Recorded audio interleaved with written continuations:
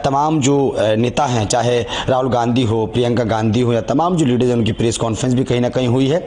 और जो आंकड़े देखे जा रहे हैं उसको लेकर, और जिस तरीके से पूर्ण बहुमत की बात भारतीय जनता पार्टी ने की, और कहीं ना कहीं 400 पार का जो प्रधानमंत्री नरेंद्र मोदी जी का जो नारा था वो भी कहीं ना कहीं धरातल तक नहीं रहा। कांग्रेस AIC हम लोग गए दफ्तर, वहाँ पर भी कई कांग्रेस नेताओं ने ये कहा कि ये जो नारा था वो ग्राउंड पर नहीं रहा, और जिस तरीके के काम भारतीय जनता पार्टी ने किए उसको लेकर, और वहाँ भाजपा दफ्तर पर भी कहीं ना कहीं प्रचंड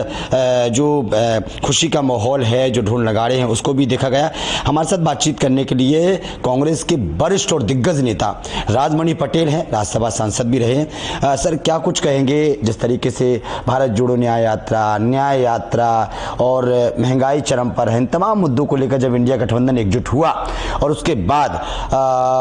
चुनाव लड़ा, और अब देखा जा रहा है कि जिस तरीके से इंडिया गठबंधन ने कहीं ना कहीं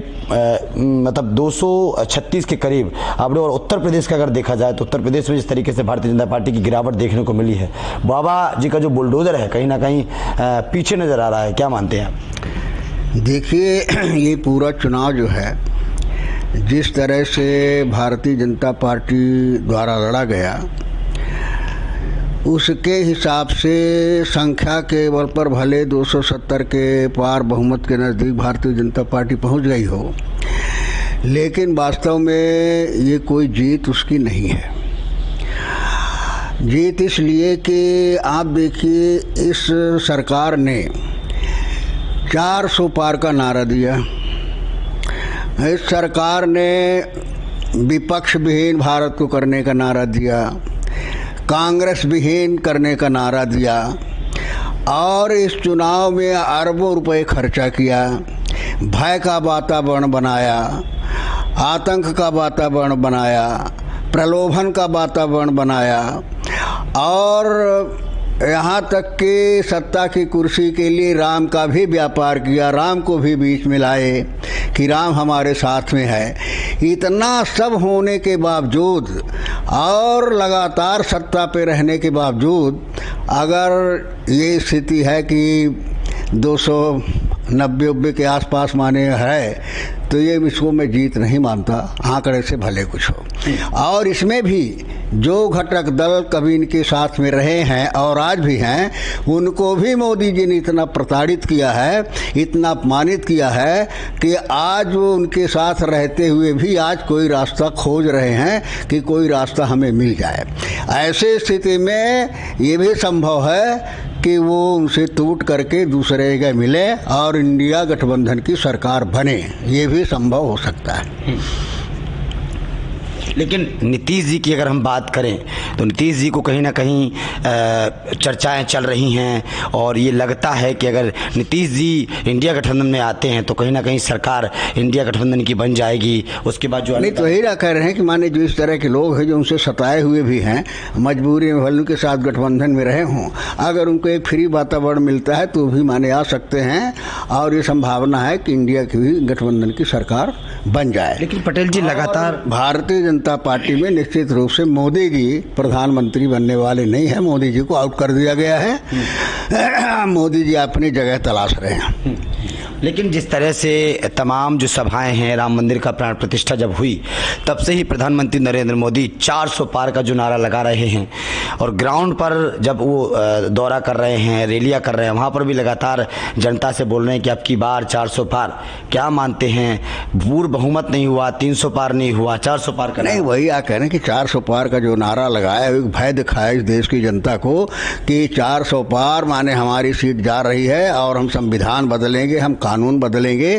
तो इससे एक भय का वातावरण पैदा किया। लेकिन हिंदुस्तान की जनता जो है भय में आने वाली नहीं, उन्होंने अपने स्वाभिमान और सम्मान की लड़ाई लड़ा और उनको बता दिया कि हमारी ताकत क्या होती है और आपकी औकात क्या है। लेकिन उत्तर प्रदेश की अगर बात करें, उत्तर प्रदेश में बाबा योगी जो बुलडोजर बाबा के नाम से जाने जाते हैं, उधर अखिलेश जी और राहुल जी ने जो वहाँ पर कमाल किया है उसको कैसे? नहीं, तो ही कह रहे हैं कि माने उत्तर प्रदेश में जो है, उत्तर प्रदेश में ही सारी सीट जीतने की परिकल्पना को लेकर के ये सारा जो ड्रामा रचा गया, जो राम को लाया गया, राम की प्राण प्रतिष्ठा बिना शुद्धि के कराई गई, बिना मापदंड के कराई गई, बिना योग्यता के कराई गई, ये सारे के पीछे कहानी यही थी मोदी जी के कि उत्तर प्रदेश में हमको 100% माने कांग्रेस को, समाजवादी पार्टी को, सबको आउट करके 100% हमें यहाँ लेना है। लेकिन कहते नहीं कि भगवान जो है तो वो तो अंतर्यामी होता है, तो भगवान के साथ आप दिल से प्यार कर रहे हो कि दिखावटी कर रहे हो, अपने स्वार्थ के लिए कर रहे हो। तो इसका परिणाम राम ने दिया कि नहीं, भगवान को कम से कम माने छाड़े रहो, हैं। तो उसकी सज़ा इन्हें मिली है, इनको जो सबक मिला है उत्तर प्रदेश में, तो ये उसी का परिणाम है। भीषण गर्मी में क्या मानते हैं, किस पर, किन मुद्दों पर जनता ने वोट दिया? देखिए, ऐसा है कि जो आज तक माने ये साबित करने की कोशिश कर रहे थे भारतीय जनता पार्टी कि हमारा कोई विकल्प नहीं है, राहुल गांधी विकल्प हो नहीं सकते हैं, उस नौजवान ने हिंदुस्तान के गली गली की खाक छान करके और हर लोगों से मिल करके मोहब्बत के बात करके जो है उन्होंने नफ़रत के बाज़ार को ख़त्म करके वहाँ मोहब्बत की दुकान खोलने की जो बात कही, उसके माध्यम से हिंदुस्तान के लोगों का दिल जीता। और ये राहुल गांधी ने साबित कर दिया। भारतीय जनता पार्टी मानती है कि नहीं, विकल्प नहीं है। अब राहुल गांधी जो है एक विकल्प बन करके उभरे हैं और राहुल गांधी का अब जो है विकल्प उनको ढूंढना पड़ेगा। ये स्थिति जो आई है तो राहुल गांधी की मेहनत और जो एजेंडा राहुल गांधी ने दिया था उसका परिणत है। परिणत ये है कि जो एजेंडा घोषणा दिया गया, घोषणा पत्र, वो लोगों से जिनसे मिले हैं, मुलाकात किए हैं, उनके दर्द दुख को समझाया है कि बेरोजगार का दुख क्या होता है, किसान का दर्द क्या होता है, कैसे किसान आत्महत्या कर रहा है, महिलाओं के क्या स्थिति है, गरीबों की क्या हालत है, महंगाई का क्या आलम है। तो जो उनके जीवन से उन्होंने अनुभव किया उसी को उन्होंने घोषणा पत्र में समाहित किया कि हमारी सरकार आई, हम इसमें करेंगे, जिसको लोगों ने स्वीकार किया कि एक क्रांतिकारी कदम है और एक शक्ति के रूप में राहुल गांधी उभर करके आए हैं, जिनके नेतृत्व पर इस देश की जनता को नाज है, विश्वास है। घोषणा पत्र में जो 8,500 रुपये का जो जीतने के बाद डाला है, क्या लगता है वो?